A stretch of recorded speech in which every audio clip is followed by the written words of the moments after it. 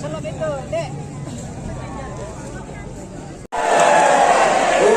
selamat datang Bapak Anies Rashid Baswedan. Kita ingin perubahan besok. Saya pegang mikrofon, tapi sesungguhnya yang menentukan perubahan adalah yang memegang tusukan di kotak suara. Itulah penentunya. Siapa? Bapak Ibu sekalian yang ada di tempat ini. Saya cerita sedikit ya. Cerita dikit nih. Enggak banyak-banyak cerita. Kita membutuhkan perubahan. Perubahan hanya terjadi kalau ada kewenangan. Bukan sekedar kekuasaan. Kekuasaan di tangan rakyat, tapi kewenangan diberikan kepada orang-orang yang dipilih lewat pemilu. Itu kewenangan. Di Jakarta ada sebuah tempat namanya Alexis. Tahu nggak Alexis? Tahu, tapi yang penting jangan pernah ke sana. Ya, itu tempat maksiat.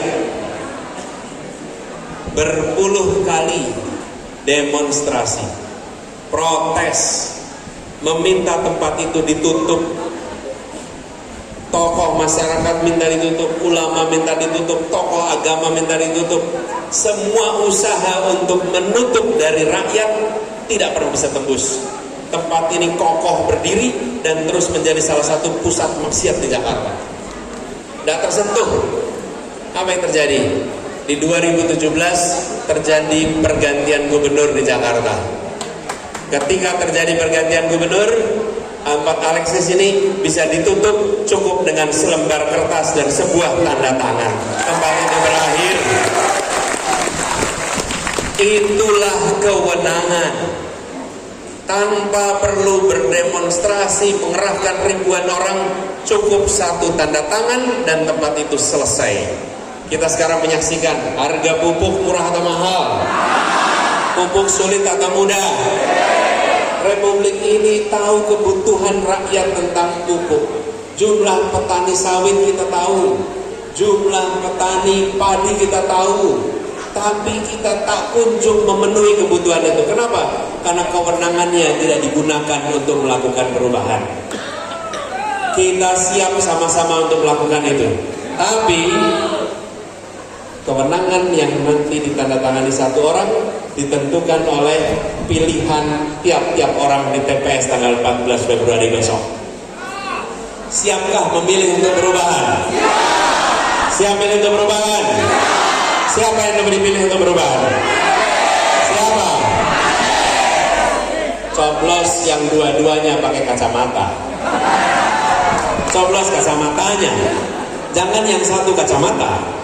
Coblos yang dua-duanya kacamata. Tapi saya ingin sampaikan kepada semua Bapak sekalian, bahwa prioritas ini pada perubahan, apalagi bagi anak-anak muda.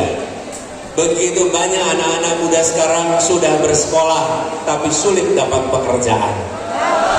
Betul tidak? Kenapa sulit dapat pekerjaan? Karena perekonomian kita tidak didorong untuk bergerak ke daerah, tapi justru berada di pusat. Apa yang terjadi? Orang-orang berbondong-bondong pindah ke kota-kota besar untuk dapat pekerjaan. Kenapa? Karena kota kecil sulit dapat pekerjaan. Karena tidak didorong ke kota kecil. Kita ingin semua kota di Indonesia merasakan pertumbuhan lapangan pekerjaan, khususnya buat anak-anak muda seperti di tebing tinggi ini. Jadi saya ingin sampaikan kepada semua, ikhtiar perubahan ini serius. Tapi ikhtiar perubahan ini mendapatkan tantangan yang tidak kecil. Perhatikan partai-partai pendukung ini. Siapa partai pengusung? Nasdem, PKB, PKS, Umat. Sekarang pengusung Pak. Ya, Bapak Ibu sekalian, partai-partai ini mengalami tantangan. Yang paling awal mengusung namanya sesudah Nasdem mengusung, banyak sekali tantangan dihadapi Nasdem. Betul tidak? Tidak usah saya ceritakan lagi detailnya. Dihantam dengan segala macam. Mengapa itu terjadi? Karena begitu kita bicara keadilan, ada yang khawatir kehilangan. Saya beri contoh. Harga beras mahal atau murah? uangnya sampai ke petani atau tidak? Bayangkan, harga berasnya mahal, tapi petani terima uangnya sedikit. Terus uangnya hilang di mana Bapak Ibu? Nih yang di tengah ini, mereka yang tidak menginginkan perubahan, mereka yang menginginkan situasi ini dipertahankan. Dan kami katakan, tidak ada lagi kompromi kepada mafia-mafia beras. Tidak ada lagi kompromi kepada mereka-mereka yang mengambil rente, sehingga yang bekerja untuk menanam tidak dapat apa-apa, sementara yang harus belanja harganya mahal. Download Tribun X sekarang, menghadirkan lokal menjadi Indonesia.